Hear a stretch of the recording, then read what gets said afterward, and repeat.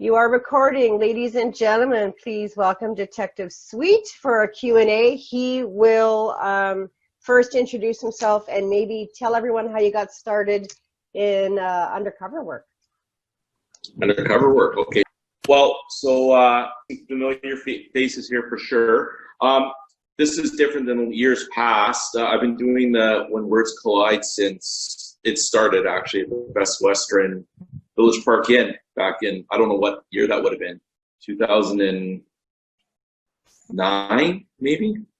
Anyways, I'm a detective with the Calgary Police Service. I've been a member of the police service since '98, and I've had opportunity. I started as a uniformed police officer, then I went into our drug unit. I was there for only 3 years. And then from there, I went to a guns and gangs team, and then I was transferred into homicide. So I've been in homicide just over 11 years now, and hopefully today we can talk about anything you guys want to talk about. We can talk about the world, what's going on in the world of law enforcement, what's going on, like really no questions are too offhanded for me anyways. I'm willing to sort of entertain all of them. And then hopefully I can help you if anybody has questions about trying to make stories a little bit more real. I can certainly speak to you from my perspective, what I think would be, might help, your storylines and stuff like that. If you're looking for an air of truth to some of the things you're talking about. Yeah. So if you've got a question, raise your hand. Oh, Julie? Actually, yeah, I'd like to know, so in the past, Dave has done a presentation several times on the strategies that you use for homicide investigations. Since you come back, because I think during COVID, for part of the time you were working at home, unless there was a call, when you went back in the office, is there a significant difference in how you have to conduct these investigations because of what's happened? Yeah, with COVID itself, things have changed a lot. A lot of our time, before COVID was spent in front of a computer at the office, and there we're doing a lot of management of our files, which we collect a lot of data when they come in, a lot of information that all is sort of cataloged and held for disclosure. We write search warrants, a lot of computer time though, is what I'm trying to say. So now a lot of that computer time is being done at home. When a new homicide comes in, we had one on Thursday morning. We can only have 8 people in our briefing room. We used to be able to have multiple people. We only have 8 people in our briefing room right now, and we're expected to wear masks. And that's the biggest challenge we're actually all having is you wouldn't realize how much you lose in communication from this point down. So one of the things that we're finding difficult is like interviewing and stuff like that with people, just because you can't really read faces as well, right? But so we have the same kind of rules around physical distancing and things of that nature, and we try and be respectful of that the best that we can. So, but yeah, that's it. Okay, there is a question from Pam. I'm looking for info on how the homicide department is structured and how the Calgary homicide and RCMP homicide would work together. Okay, that's a good question. So, I'll start. Actually, I don't know a lot about the RCMP and their structure. I know that in Alberta they have a north team and a south team for the RCMP. So their north team will obviously investigate everything, I think, from Red Deer North, and the south team, everything from Red Deer South. Every once in a while, when files sort of start to overlap, then we will, the two areas will kind of come together to kind of come up with a solution, but typically only one agency is going to actually investigate it. So the general rule of thumb is wherever the body is, that's the agency that's going to investigate. So In this case, it would be in Fish Creek Provincial Park, which is provincial land within Calgary. yeah, so it's all Calgary then. So if the RCMP would be not involved in that at all. Now, if it would just because it's provincial land, but it occurs in the city of Calgary, it's us that is involved in it. I have a couple examples. Like we've had cases where I had a case a few years ago, a young gal by the name of Jessica. She went missing in Calgary. The offense against her likely occurred in Calgary, but her body was found just north of Airdrie by the RCMP. So in that instance, the RCMP originally responded to the location of the body, but we take on the investigation because we had 2 months of investigating up until that point that her body was discovered. So the RCMP just sort of turn over everything that they've done to us. Mm-hmm. Our unit itself, our homicide unit, structured with 2 teams, not a north and a south team, but we have just two teams of investigators, and we do a week on and a week off. And each team is led by a staff sergeant, is the name. Staff sergeant supervises detectives and sergeants. So each team has a staff sergeant, and then one team has 8 detectives and one team has 7. And then we have support staff that assist us as well. Some of them are walking wounded, so if they've gone into our HR pool or something, we might be able to grab some of those folks to help us review video and things of that nature.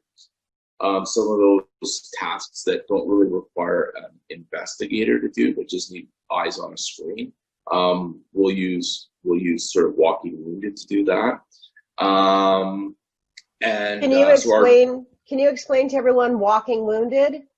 Yeah, so like a walking wounded would be somebody that, say, has just had knee surgery or has got back issues or people like that. They've gone into our HR pool. They're not fit for duty on like the street itself, like going back to the street. So they're sort of on a temporary absence from what their normal work area is. Those folks would join us in our unit. Sometimes some of those folks join us in our unit to do things like video review, things like that. So that's sort of how the teams are structured. Like I said, there's one team of 8, one team of 7. Each is run by a staff sergeant. And then the staff sergeants are supervised by an inspector. The inspector is supervised by a superintendent, and then the superintendent is supervised by the deputy chief. So that's how it kind of works. Thank you. Yeah. We have another question. Oh, does that help? I have a question, Dave. Is there just one deputy chief, one superintendent, one inspector? And if so, like, how is that hierarchy? What do they roll with? Like, why doesn't, like, if it's just, is it one dude or more?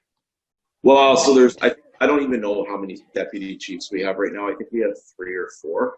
Each is actually in charge of what they call a bureau.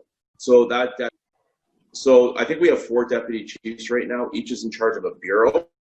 So when I say the reporting lines, inspector, the superintendent, the deputy chief, that deputy chief actually has a group of inspectors that work with a number of different units. So like, for example, the homicide unit, we fall under the umbrella of homicide, domestic conflict unit. Like, we're in the major crime section. And then there's a superintendent that runs the major crime section, and then a deputy chief that oversees the whole entire major crime section. And there's different units within that section. So arson, domestic conflict, child abuse. Yeah. Okay. Oh, hi, Colleen. I'll get you in a second. I'm going to grab this other question here. I have a basic question from Marie Powell. I have a basic question that I find different answers to online. What ranks do Canadian police officers have? Example, what rank of officer deals with media? What rank investigates crime? Yeah. What rank is the boss? Also, would the city police ever work with the RCMP on a child kidnapping, and how would that be arranged? Like, would we ever do a joint force on a series of kidnappings? Good question. Okay, so the first part of that question, can you just go over that one again? Okay. Tammy? It's a long one. Yeah. What ranks do Canadian police officers have? Example, what rank of officer deals with media and crime? Yeah, so the reason why there's a lot of differences when you read on the internet in relation to that, it's every police service has a sort of, like, there's no standardized rank structure nationally per se. So like policing in the East, like in Toronto and stuff, there's no such thing as a detective. They have detective constables, sergeant detectives, but they don't have like just a ranked detective like here we do. And then but typically the way we do it in Calgary is our media spokespeople are typically the leaders of that area, that work area. So in Calgary, you'll always see it's a staff sergeant that stands in front of the cameras and answers questions. If it's a case, it's of significant interest and maybe has like a national interest, you might see a deputy chief or even the chief himself speak to it. We had a case quite a few years ago where a little boy and his grandparents went missing. The chief was the one that was doing the press releases or was doing the media on that. But typically, it's going to be the staff sergeant of that unit. So the way rank structure works in Calgary is it goes constable, detective, and detectives and sergeants, this is kind of confusing, detectives and sergeants share the same rank.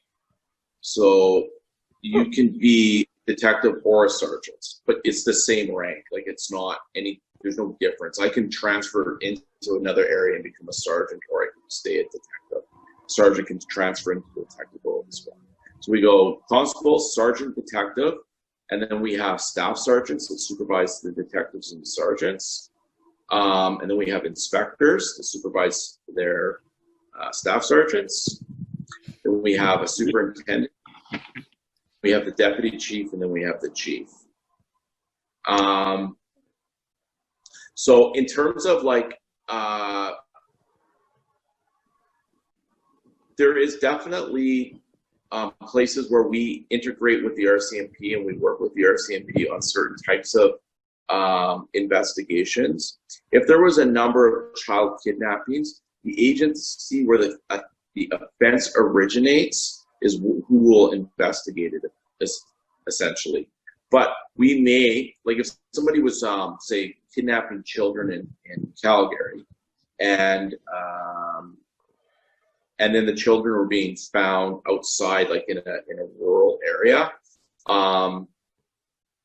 the city police would still be the ones that are investigating it. It's not like in the U.S. where, you know, the FBI get involved with certain types of cases. It's not like that here. The agency, whoever starts the case, will be the ones that sort of finish the investigation. But we will work collaboratively with other agencies to assist each other when we have to. So, and how that works is it's just sort of an informal agreement between agencies. So my boss will call the staff sergeant, the RCMP, and say, hey, just so you know, we've got a missing person right now. If they happen to show up in your district or your area, would you let us know? And that's what happens. And then when they do show up, they call us. Awesome. Thank you, Colleen. Is it how you pronounce it? Colleen had a question. You can unmute yourself. So this is kind of an extension of that, and I'm always tripping over interagency cooperation. And I know you have your websites of inputting information from violent crimes, and you have that nationally.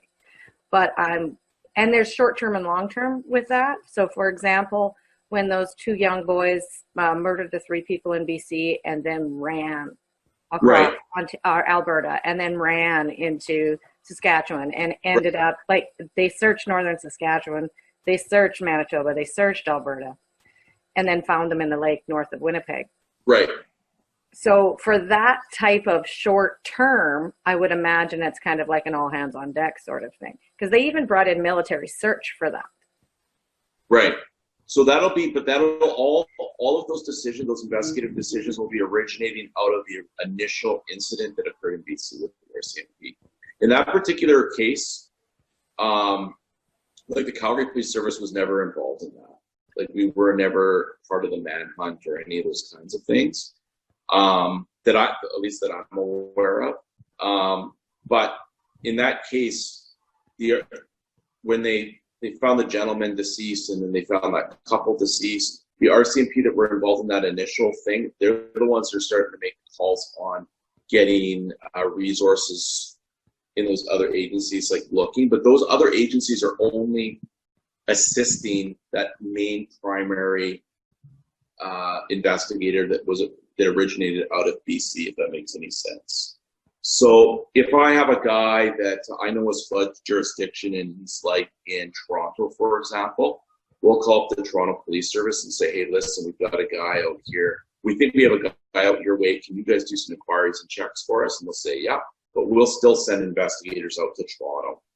So one of the things that sort of confuses people, jurisdiction and things of that nature. So in the province of Alberta, I am a police officer. So my powers are throughout the whole entire province. So they don't just stay within the Calgary area. So I can go to Edmonton and arrest somebody. I can go to Calgary and arrest somebody. I can go to Lethbridge and do the same thing.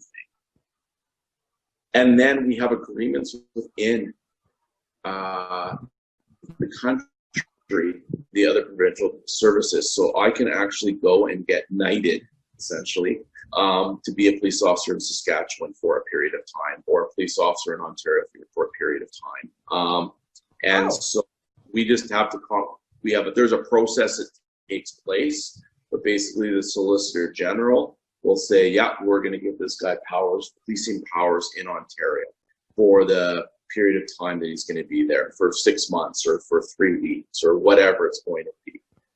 And so we get those things made, those arrangements are made prior to us going out there, and that's what allows us to basically travel across borders and be able to still be effective as police officers. The RCMP, of course, because they're a federal police service, don't need to have those same. So Marie had a question. Sorry, I hold wanted on. to finish that up.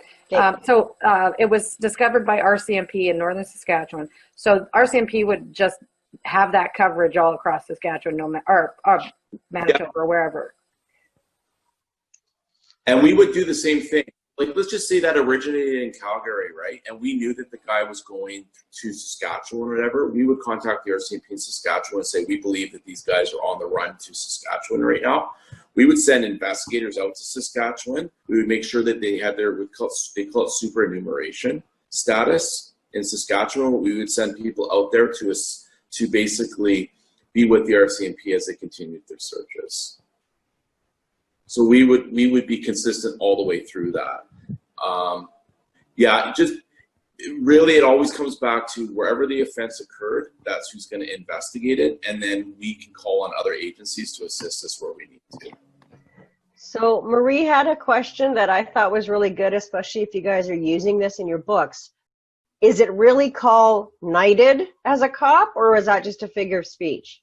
No, I was trying to make it okay. so. It's we call it a superenumeration. They're supernumerated. And then Verna said, I enjoyed reading Skeletons in the Closet. Good book, by the way. I was wondering, how did you keep a balanced perspective when writing it? How were you able to draw out the positive, still see the good in human nature in the midst of awful circumstances, the evil you must sometimes see in your work? So, drawing all of that out is Sarah Graham. I was going to say it's Sarah. Yeah, it's Sarah. Thanks, Dave. That's 100%. She's the mastermind behind that, or the masterwoman behind that. But I think the philosophy of living that way, that a lot of that is on me, and that's just a conscious decision to um, not let things bother me for any length of time. Like, I don't really know how. You have kind of two choices. You can either focus on all the really bad things, or you can try and find the silver linings in everything that you come across. And there are tons of silver linings. Almost every case that we have, there's going to be something good or something nice that comes out of it, and that's what we focus, or that's what I focus on. Other guys don't. Like, it depends on who it is. But and then seeing all the things, like, for me, I only look at things when I need to actually go and see them. I don't go and actually actively seek out, like, dead bodies and things like that anymore. Anymore? What's that? You said anymore. When I first started, I mean, the curiosity kills you, right? Oh, okay. But like, I'll give you an example. I had a homicide came in on Thursday morning, and autopsy was yesterday. And as the primary investigator, I'm supposed to go to the autopsy. Like, that's sort of what you do. And I didn't want to go, so I sent somebody else. And harm no foul on that, right? It's just that I didn't need to go, so I didn't go. Can I add to that question too, Dave? Yes. Please. The cool part about writing a book is that it takes a long time. So Dave has like you said, like a glass half full perspective on life anyways, but writing a book, you have time to process, and you have time to really think about how to articulate it in a way that the reader will get the positive and not get stuck in the weeds of the icky and the traumatizing. So yeah, there's a difference in being able to write a book and articulate something and take, weeks or months to figure out how you want to say it versus, if something bad happens right in front of you, like, your reaction is going to be immediate and without time to process. So I think there's deep value in giving yourself time to process things, because how you feel in a moment of crisis or trauma is going to be different how you feel when you give yourself time and space to process crisis and trauma. Like, I think about, like, we can think about anything that's going on in our lives, but one of my favorite things that we came up with in the book was cultivating a habit of appreciation for everything. So let's take this virus, this pandemic, this whatever, this thing that's kind of rocked our worlds. One of the great positives that comes out of it is that we are starting to share more of a closeness with our family. Right? Because we're all coming together and we're all sort of all under one roof, and people aren't running off to do 100 different things right now. So we all have the opportunity to develop closeness with their family. That's like, and maybe it's not working out that way for everybody, and some people are realizing that they don't really want to be that close to their family anymore because of the isolation and stuff like that. And they're realizing that, but that's another positive thing that could potentially come out of the virus is people realize that they need to make a change in their life or whatever else. And so, they say there's going to be a baby boom after this, and there's going to be, and divorce lawyers are going to be super busy. And both of those, neither one of those things are necessarily negative on their own right. Some people would say, well, that's ridiculous, but would you want to be with somebody for the rest of your life who wouldn't want to change your diapers when you're 70 because they hate you so bad? No, right? Like, we want to be in a position where we can, be with people in our lives that actually truly love us. And if we realize that, like, a pandemic is something that's not going to cause that to happen, then and that we actually are at each other's throats all the time, it's probably a good thing to leave. You know what I mean? Like, so it's kind of funny how you can take divorce even and say, well, that's just an opportunity to do something new, a mulligan, a chance at new love. Like, you know what I mean? Like, it doesn't always have to be negative. Like, we always take things negatively. You can do it with everything. If you lose your job tomorrow, if some people have lost their jobs, now you get to actually do what you really wanted to do in your life. How many people get that chance to sort of start over again and do something that they really wanted to do? So it sounds like really hairy-fairy stuff, but honestly, it's how I have sort of approached everything that I do now. Is I always look at for the bright side of things and not the bad side. And so if we had a case last year where we, I'll give you just a perfect example. We had a case last year where we had a little girl, 2-year-old, and her mom go missing. Very sad. We found them together. That's nice. Not only did we find them together, we found them. That's important too, right? We did not find them. So instead of focusing on the fact that they've died, we found them together, and we found them. And we were able to return them to the family so that the family would be able to then, in turn, have a place to go and visit and things of that nature. So that's what I mean. You can take things and you can say, well, they're really, really horrible and terrible, but there's always silver linings to all of that, right? And so that's what you have to focus on. And if you can do that, you can do this career very, very well. Nice. Does anyone have another question? I do. How was working with Sarah changed your perspective on a lot of things that you do and how you see it? Because I know her as a person.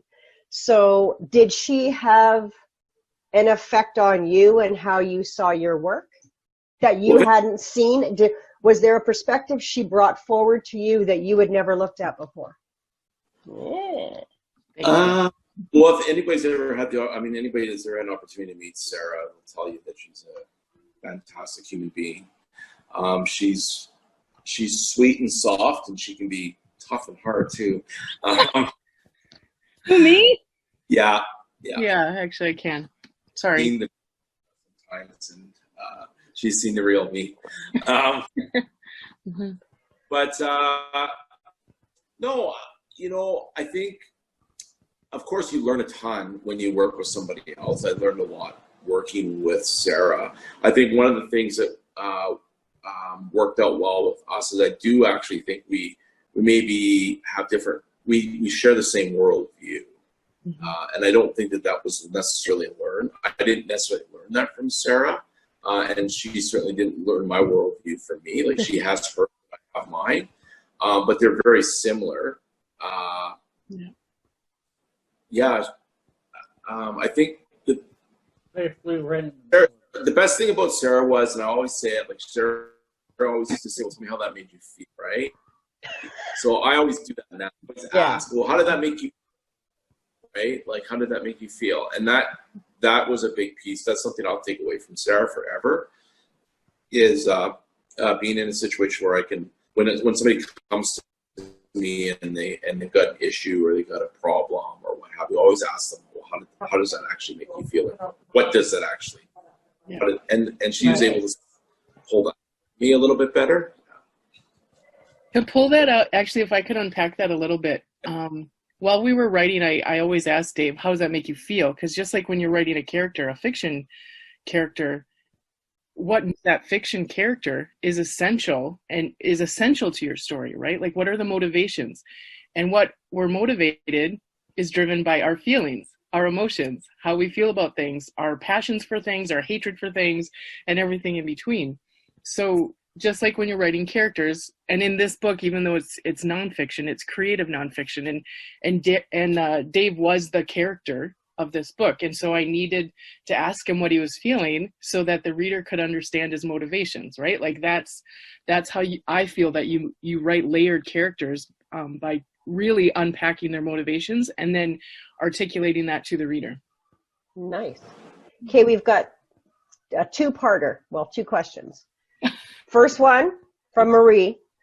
How would the officers handle a series of child kidnappings emotionally?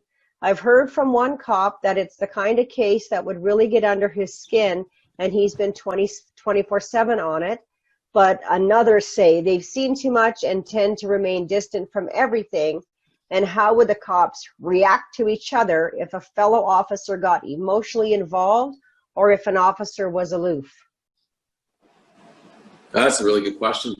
So it really comes down to what the dynamics like in a workplace, I guess. Like, I could share a personal story about some of that stuff, I guess. But so first of all, again, take the child kidnapping piece out of it and just focus on the fact that you need to try and find the child alive. That's sort of the task at hand. I personally, my heart doesn't start to beat any faster over something like that. But we do have these points in time where we can have these sort of quiet reflections and stuff. I remember years ago, well, not that long ago, where we had a very significant case that was involving a child that went missing, and so there was a group of us, like it was a large investigation, but we got our crime lab reports back, and we had we found DNA. The crime lab report found DNA on one of the saw blades that we'd set, and so I remember, like, everybody got kicked out of the briefing room, and there's just 3 of us sat in the room. I was with the primary investigator and then one other person, and we just took some time, like about an hour or so, hour and a half, just to sort of reflect on all of it, because we were kind of let down on the fact that that outcome wasn't what we were sort of hoping was going to happen, and that was sort of fairly conclusive that something had happened.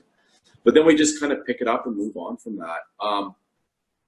We as a group are there to support each other, I think, the best we can. Everybody has different ways of dealing with stuff. The only thing that can't be sort of I don't think is accepted among the masses is if your feelings are so overwhelmed about something that you're ineffective as part of the investigative team, then I don't think you can sort of be there. But outside of that, we all expect that people are going to have a certain level of grief, and everybody will kind of handle it a little bit differently. And we sort of try and support each other through it best we can. The best people in our lives to work through this stuff are our coworkers. Actually, they're not our girlfriends or our wives or people like that. Like, usually the people that we work through this stuff with are our own coworkers themselves. So, yeah. Can I add to that, Dave? Yeah. You actually reminded me of something that our publisher, Brenda, who was Medicine Hat's first female police officer, by the way, because I asked her that same question, because I had an experience where when my daughter was quite tiny, we had gone into a coffee shop, and there were 2 police officers sitting there, and one was absolutely enchanted with Ruby and smiled at her and waved at her, and she soaked up the attention. And the other one, his energy was very different, and he was just a tight, contained ball of very, very unpleasant energy. And it was really weird for me. And Ruby didn't pay him any attention. She just focused on the officer who was smiling. And when I mentioned that to Brenda, she said, "But Sarah, you have no idea what that officer just witnessed this morning, yesterday, last week, and he was likely still processing it. So don't think that he's necessarily, an angry, rage-filled guy just because, he was that in that moment, he was still struggling with something." So her insight would just blast it open, because I judged him harshly. I'm like, how can he be effective for people who, as Dave has said so many times before, like, you guys meet people on the worst day of their lives. How can he be effective like that? And she really gave a good insight that I don't know what he was going through. And so he was doing the best he can to process. And that was not engaging with a cute little toddler dancing in front of him. So, although I will say that it's sort of irritating to me to hear that 10 story. minutes. I would say that's the only reason that irritates me a little bit is I always think that's a convenient excuse. There's no excuse to be a jerk. Do you know what I mean? Like I appreciate the fact that somebody can be going through something or what have you, but there's still lots of room to not be a jerk. You know what I mean? Like it doesn't have to come out of your pores, like it was. So that's the only thing. I don't let anybody tell you that, that officer this and this and this, and so that's the reason for why he's a jerk. No, it's probably because he's just a jerk. So actually, Dave, after writing the book with you and the stages of a police officer, I actually thought back to the conversation with Brenda, and then I wondered if he was in stage 2, that everything sucks. Yeah, everything sucks. Could be, yeah. So There is another question. Regarding silver linings, what does the team do when they find the kidnapped kids alive? Well, Pretty sure she's writing a book on kidnapping, so. yeah.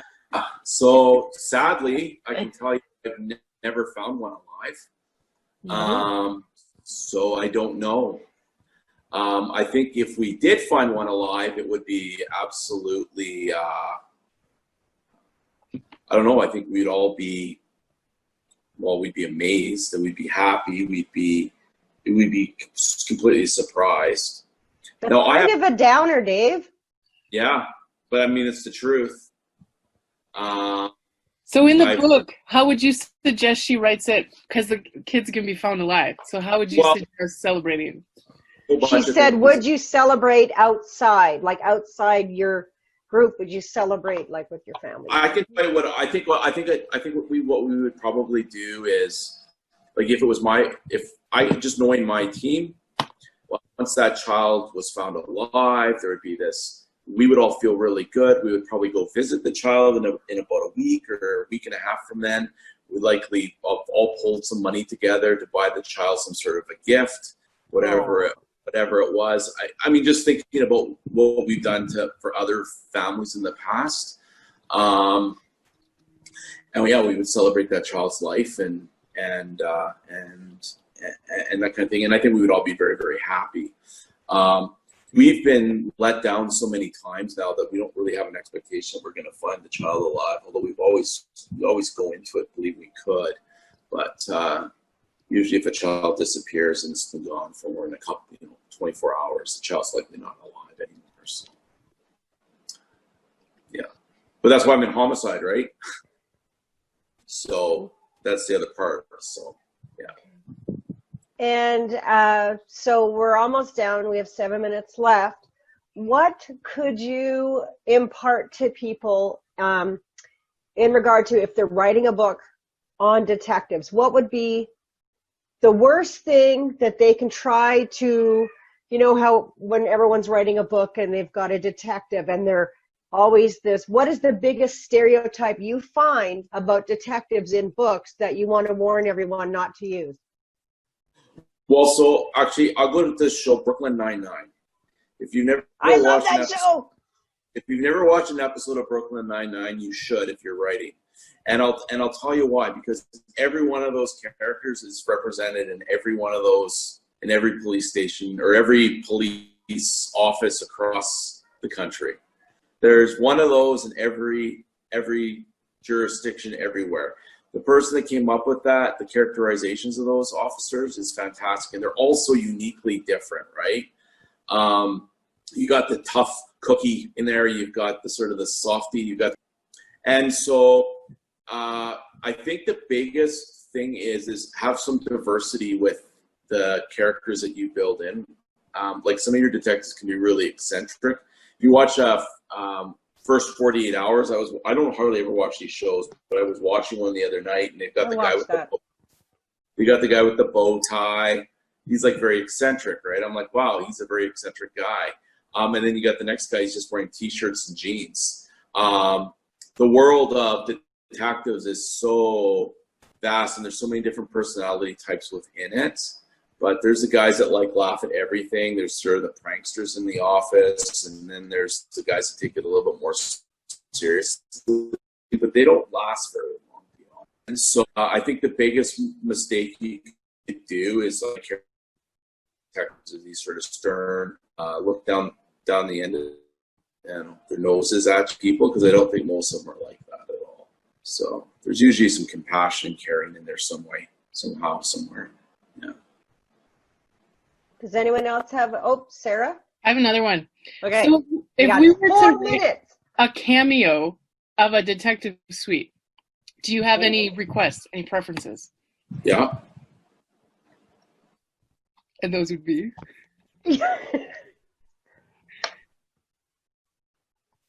Sorry, Ask him it's again. freezing up on me here. I'm going to put that in the book for the cameo. That his computer froze up. No, he's there. Did mine freeze up, or is yours? Unless you're just not moving. Yeah. I'm here. Are you there? Yeah, we're there. Hello? So if we put a Ask the cameo, question again. Okay, go ahead. that's okay. If we put you in a cameo, do you have any preferences? Oh, for the type of person I am? Yeah, or anything, just a cameo appearance. In a 'Cause book? Yeah, I started writing a book with a Calgary police homicide detective before I wrote a book with you, and so I need now to have two. So one knows this one's Dave, and this one's not. So I need your cameo to be super, like, maybe I could call you Detective Sour, you know. Anyway, Yeah, I don't know. bad joke, I guess. Do you have any preferences? No, I have no preferences. And we got him bashful, folks. Perfect. Yay. Oh, now is he blushing? Really? No, No.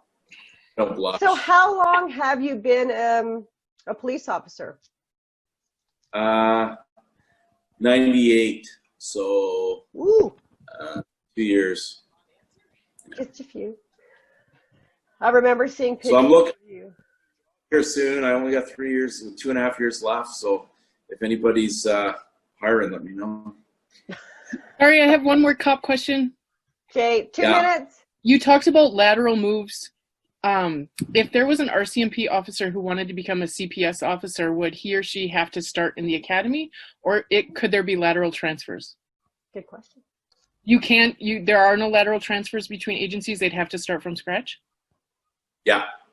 Oh, Well, some agencies will. Some agencies will. What do you call it? Will acknowledge another person's rank, like another. Like so, for example, if I went to the RCMP, I would have to apply to the RCMP and Yeah. go through their process. Sorry, They might start me. you totally froze. You wouldn't have to start from scratch, though, right?